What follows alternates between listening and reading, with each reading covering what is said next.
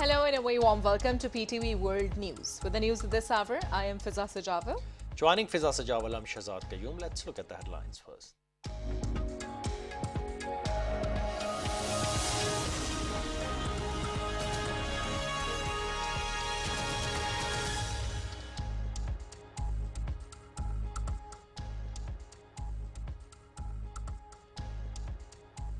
The United Nations reiterates its full support to Pakistan in rehabilitation of flood-affected people in the country. Prime Minister Shehbaz Sharif highlights the government's rescue, relief and rehabilitation measures, says Pakistan, which is already struggling with economic problems, is facing losses of more than $40 billion due to floods.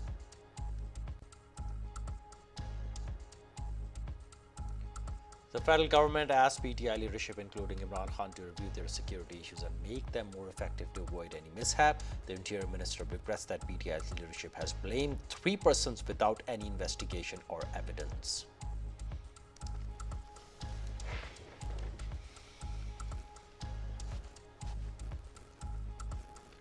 Information Minister Maryam Aurangzeb strongly condemns the incidents of arson and vandalism in different parts of the country following Wazirabad incident. She says those resorting to such acts and attacking the government buildings cannot be benefactor and friends of Pakistan.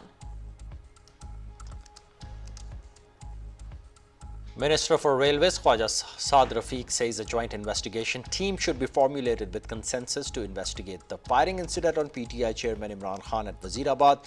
He says that JIT should include well-reputed officers from the federal and provincial agencies investigating within a set time frame and share all the facts with the nation.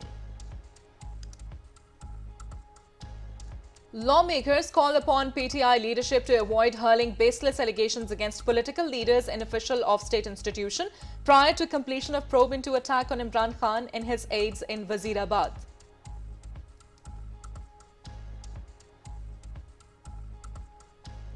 Prime Minister Shehbaz Sharif will participate in COP27 summit in Sharm el-Sheikh on Monday, as he has been made the vice chairperson for the COP27 after his advocacy for an urgent climate action plan. Prime Minister Shehbaz Sharif says Pakistan will work with China to promote a shared destiny of achievements and progress and foster peace and harmony in the region and the world at large.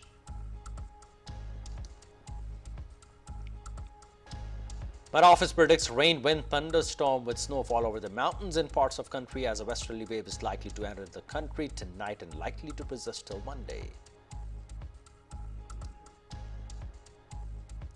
New Zealand confirms spot in the semi-final after beating Ireland by 35 runs in Group 1 match of ICC T20 World Cup at Adelaide. PTV Sports telecasts the match live.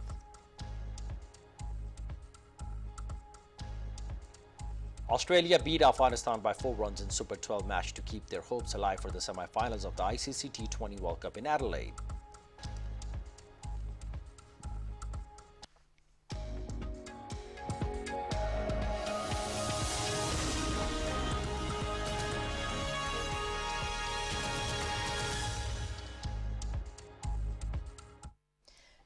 And now for the news in detail. The United Nations has reiterated its full support to Pakistan in rehabilitation of flood-affected people in the country. The support was expressed by United Nations Resident and Humanitarian Coordinator Julian Harness during his meeting with Prime Minister Shehbaz Sharif in Islamabad.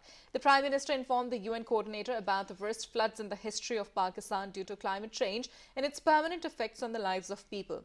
Highlighting the government's rescue, relief and rehabilitation measures, the Prime Minister said Pakistan, which is already struggling with economic problems, is facing losses of more than $40 billion due to floods. He thanked UN Secretary General Antonio Guterres, who not only visited Pakistan's flood-affected areas, but also became the voice of Pakistanis all over the world. Expressing sympathy with the Pakistani flood victims, the UN coordinator termed exemplary the timely rescue and rehabilitation measures by the government.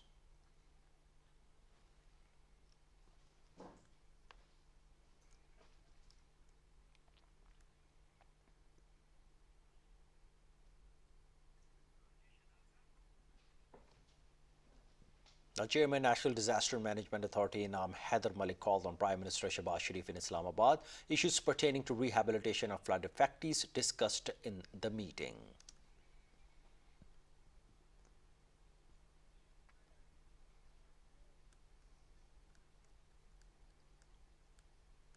The federal government has asked PTI leadership, including Imran Khan, to review their security issues and make them more effective to avoid any mishap. Addressing a news conference in Islamabad, Interior Minister Rana Sanaullah said PTI chairman Imran Khan is levelling baseless allegations after yesterday's incident in Wazirabad.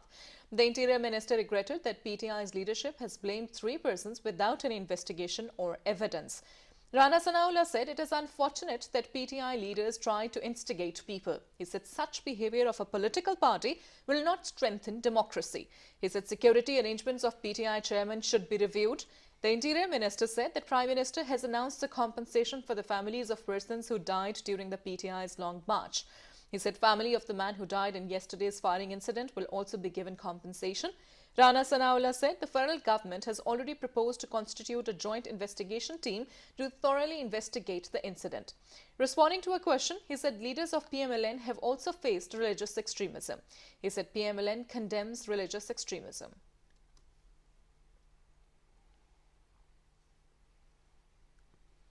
Minister for Information and Broadcasting Maryam Aurangzeb has strongly condemned the incidents of arson and vandalism in different parts of the country following Wazirabad incident. In a statement, she said those resorting to such acts and attacking the government buildings cannot be benefactor and friends of Pakistan. The Information Minister said the politics of PTI leadership is causing irreparable damage to the country. She said the PTI does not want election but civil war. Maryam Aurangzeb questioned as to why the Punjab government has not yet registered an FIR of Wazirabad incident.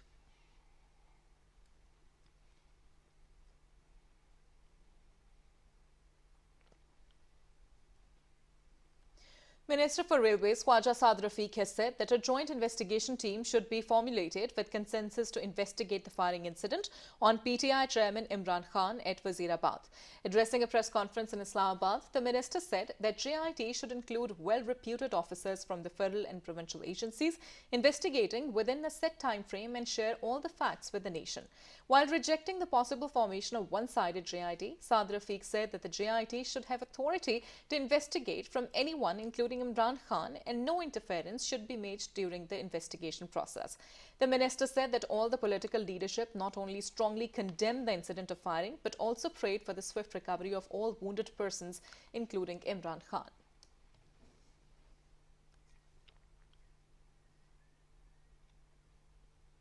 The advisor on Kashmir Affairs and Gilgit-Baltistan, Qamar Zaman Khaira, has said there should be a fair investigation into the incident of firing on PTI's long march in Wazirabad. Addressing a news conference in Islamabad, he said the investigation must reach a logical conclusion. He said the federal government is ready to extend cooperation in this regard. Qamar Zaman Khaira said the entire government has condemned the incident. The advisor regretted speculations in the wake of firing incident. He said the PTI leadership needs to demonstrate maturity and patience in its conduct. Qamar Zaman Khaira said doors for dialogue are open, but there cannot be any precondition for it.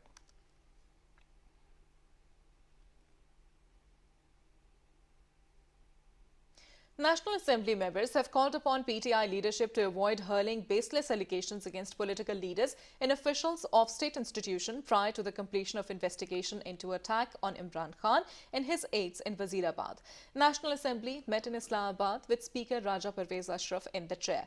Speaking on the floor of House, Defence Minister Khwaja Asif expressed deep concern over the growing religiously motivated violence that resulted in an attack on PTI march in Wazirabad. He stated that the federal government desires logical end of the investigation into the incident, adding that all past incidents such as killing of first Prime Minister Liaquat Ali Khan and former Prime Minister Benazir Bhutto remain unresolved. Khwaja Asif accused Punjab government of shifting investigation of the incident to some other police station along with changing police officers. He said Intelligence Bureau officially informed Punjab government on 28th of last month about possible attack on PTI march in or around the same vicinity where the incident occurred. MNA Noor Alam Khan demanded of passing a resolution banning verbal attacks against state institutions. JUIF MNA Salahuddin Ayubi and Shazia Mari also urged PTI leadership not to slap unfounded accusations and avoid irresponsible behavior. The House is adjourned to meet again on Monday at 5 p.m.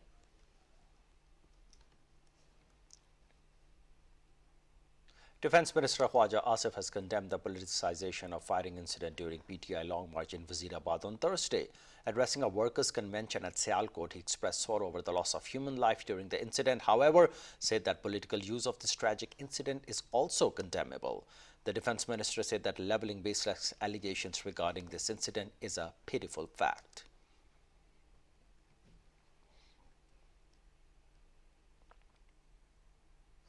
Prime Minister Shehbaz Sharif will participate in COP27 summit in Sharm el-Sheikh on Monday, as he has been made the vice chairperson for the COP27 after his advocacy for an urgent climate action plan. At his weekly news briefing in Islamabad, Foreign Office spokesperson Asim Iftikhar said more details about the visit will be shared in due course of time. The spokesperson once again urged the world community to shoulder its responsibility with regards to Indian illegally occupied Jammu and Kashmir. He said India must be held responsible for its nefarious scheme of altering the demography of Indian illegally occupied Jammu and Kashmir, as well as its unabated brutal repression of innocent Kashmiris. The spokesperson said, "We are deeply concerned over the situation in IIOJK. Only during the month of October, the Indian occupation forces in their continued acts of state terrorism murdered 14 Kashmiris in fake encounters and illegal custody." Responding to a question, the spokesperson said that China's position on Kashmir dispute has been consistent and very clearly articulated, including in the recent joint statement signed during the visit of Prime Minister Shehbaz Sharif in Beijing. As regards to CPEC, the spokesperson said there is a renewed focus on the corridor's infrastructure project. He said it has been agreed to fast-track implementation of ML1 and Karachi Circular Railway projects. He said the mega project is aimed at socio-economic development not only for Pakistan but also the region and beyond. The spokesperson said China will also provide 300,000 metric tons of urea to Pakistan to support the country's agricultural production.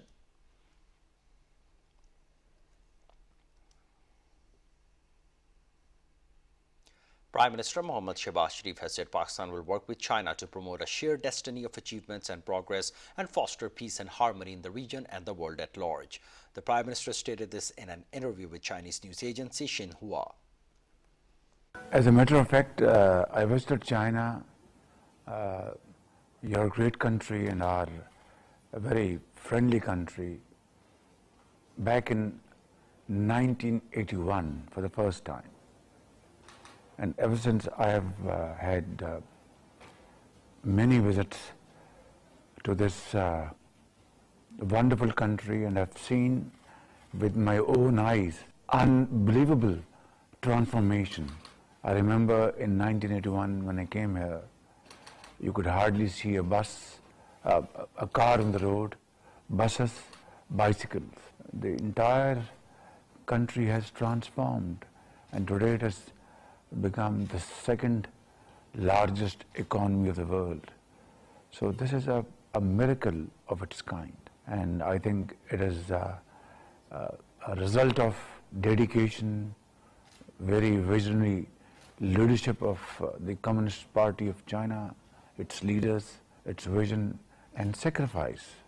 I think the 20th session of the National Congress of Communist Party of China, which has just been concluded, has conveyed a very powerful message across the world that China stands by continuity and stability and peaceful coexistence. 800 million people coming out of poverty and providing jobs and education and health and security to every citizen is something which was unheard of. It has re-elected President Xi Jinping as Secretary General of the party, which not only augurs very well for the people of China, but friendly countries and globally, because I have no doubts that under his very vibrant leadership, China will grow and progress by leaps and bounds. Prime Minister Shehbaz Sharif said Pakistan and China have enjoyed an unprecedented and unique friendship. Our relations, Pakistan and China's friend relations, will further deepen and strengthen under his leadership. I have no doubts about it. I think this friendship or iron brotherhood is unprecedented and unique. There's no other country in the world like China and Pakistan which have promoted relations on the basis of mutual trust, respect and cooperation. And I was given the task to implement CPAC's energy projects and of course Orange Line in Lahore. And I must tell you with a sense of satisfaction that these CPAC energy projects were completed and made operational even faster than Chinese record. So this is what we call Pakistan speed. It has provided vital impetus to Pakistan's economic needs, and it came into being at a time when we were going through very difficult periods in terms of power outages affecting our industry and agriculture, and CPAC therefore was a game changer. It has transformed our power sector, our energy sector.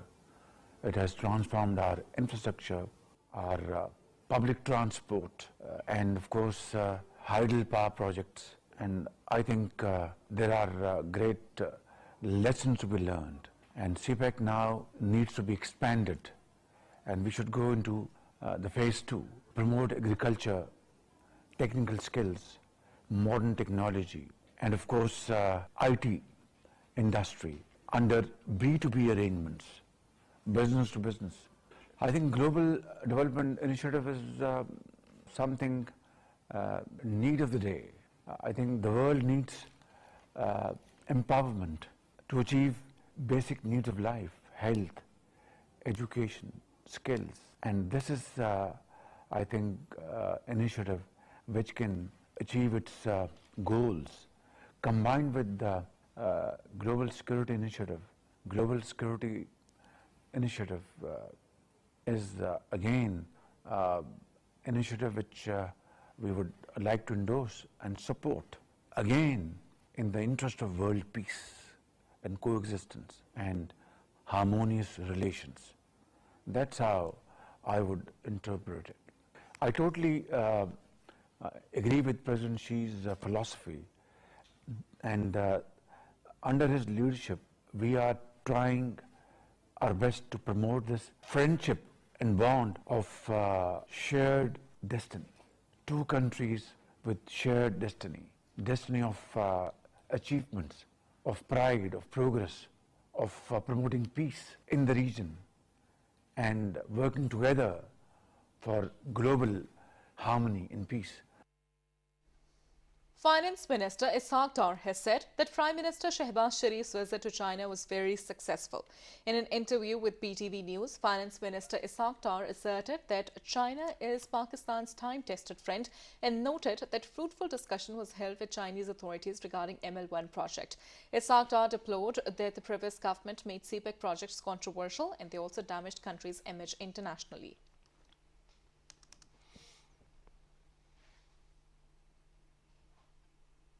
China has said it attaches great importance to Prime Minister Shehbaz Sharif's two-day official visit to Beijing. Responding to a question during his briefing in Beijing, Chinese Foreign Ministry spokesperson Zhao Lijian said during the visit, leaders of the two countries had in-depth exchange of views on bilateral relations as well as regional and international situation. He said the face of the endless global challenges, the cooperative strategic partnership between China and Pakistan is of great significance. The spokesperson said during Shehbaz Sharif's visit, the two sides reaffirmed their mutual support on issues involving each other's core interests. He said they agreed to share development opportunities and promote construction of China-Pakistan economic corridor more efficiently. Zhao Lijian said Pakistan has responding positively to global development initiative and global security initiative put forward by China. He said the two sides will try to implement the initiatives and actively contribute to promotion of global governance.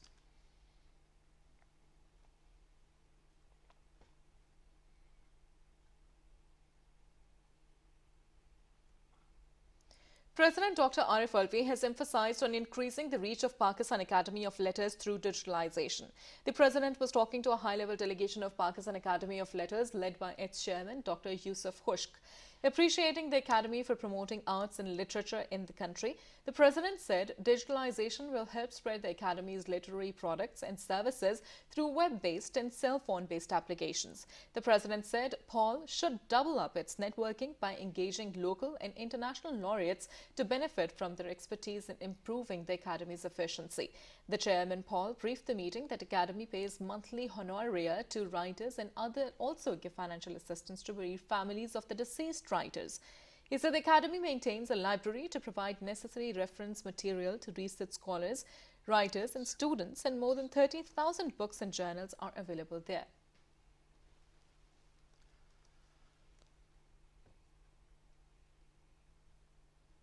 Economic Coordination Committee at its meeting chaired by Finance Minister Ishaq Dar in Islamabad approved a technical supplementary grant 5 billion rupees for conduct of the 7th population census in the country. Federal Board of Revenue presented a summary of increase in rate of sales tax on HOBC. It was conveyed that the rates of sales tax on petroleum products were reduced to zero earlier this year. That put pressure on efforts to achieve revenue targets. Therefore, the Economic Coordination Committee allowed to increase petroleum levy from 30 rupees up to 50 rupees per litre on around 95 and above, with effective from the November the 16th. It was noted that this is a luxury good being consumed by wealthy consumers in expensive vehicles.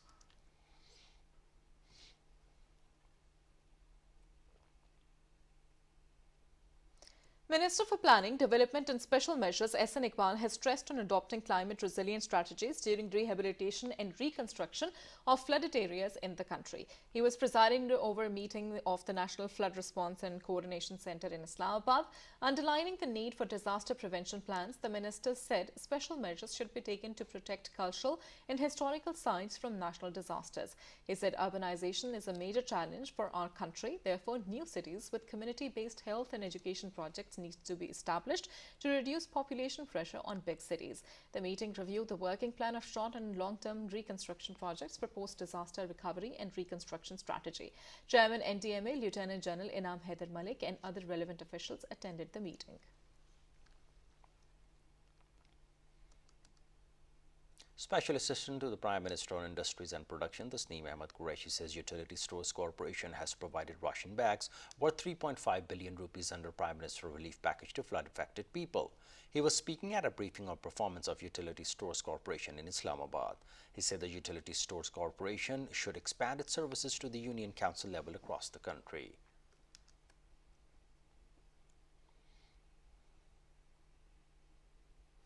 Ministry of Economic Affairs has inked a financing agreement worth $100 million with the Asian Development Bank for Khyber Pakhtunkhwa Health Systems Strengthening Program. Secretary Ministry of Economic Affairs Dr. Kazim Niaz signed the financing agreement on behalf of Government of Pakistan, while Country Director Pakistan Resident Mission Zhong Zhi signed the agreement on behalf of the Asian Development Bank. A program agreement was also signed between the Government of Khyber Pakhtunkhwa and ADB for the implementation of the program in the province. The signing ceremony was also witnessed by Minister of Economic Affairs Sardar Ayaz Sadiq. The results-based loan program will help improve the delivery of health services at secondary. The veteran politician and former caretaker Prime Minister Mir Balkh Sher Mazari, after a short illness, passed away in Roja Dera Ghazi Khan. He was hospitalized due to pneumonia. He died at the age of 94. He was the paramount Sardar of the Mazari tribe. Born in 1928 in Roja Dera Ghazi Khan, he was the last survivor of the Second Constituent Assembly.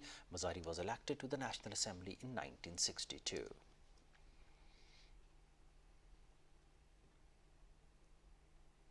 Minister of Federal Education and Professional Training Rana Tanveer Hussain held a meeting with Syrian Prime Minister Hussein Arnouz during his visit to the brotherly country. They held extensive discussion on collaboration in scholarships, trainings, exchange visits and agriculture research.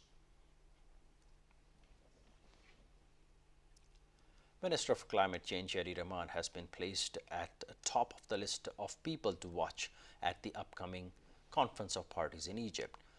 In a list released by the Washington Post, 5 people are mentioned who could help determine the outcome of the negotiations, and the federal minister tops the list. The Washington Post said that the Sherry Rahman's leading role on the issue of climate justice will play a key role, as she will urge the developed and wealthy countries who are among the major polluters to compensate lower-income countries currently facing the loss and damage from climate-induced events. Other names included the list are Jennifer Morgan from Germany, John Kerry from United States, Xi Jinping from China, Vanessa Nikari from